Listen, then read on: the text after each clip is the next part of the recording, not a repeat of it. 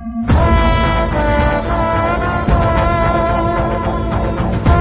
தியேட்டரிக்கலில் release ஆன பிடி sir படம் எப்படி இருக்குன்னு இப்போ நம்ம பார்க்கலாம். மேஜிக்கால்னு ஒரு செவரு, அதில் என்ன எழுதினாலும் நடக்கும்னு ஸ்டூடெண்ட்ஸ் நம்புகிறாங்க. அந்த சமயத்தில் பார்த்தீங்கன்னா ஒரு காலேஜ் ஸ்டூடெண்ட் பார்த்தீங்கன்னா பாலத்துலேருந்து விழுந்து தற்கொலை பண்ணிக்கிறாங்க. அதுலேருந்து அந்த கேஸ் அப்படியே பார்த்தீங்கன்னா ஆதி ஆஜராகிறாரு. அதுக்கப்புறம் என்னாச்சு, அந்த கேஸ் ஜெயிச்சா இல்லையா தான் இந்த படத்தில் ஒன்லைன் ஸ்டோரி. எனக்கு இந்த படம் ஒரு ஆவரேஜான மூவியாக தான் இருந்தது. இந்த படத்தில் பார்த்தீங்கன்னா பிரபு தான் அட்வொகேட்டாக வராரு. இந்த கேஸ் பார்த்தீங்கன்னா கொஞ்சம் காம்ப்ளிகேட்டடாகவே போகும்.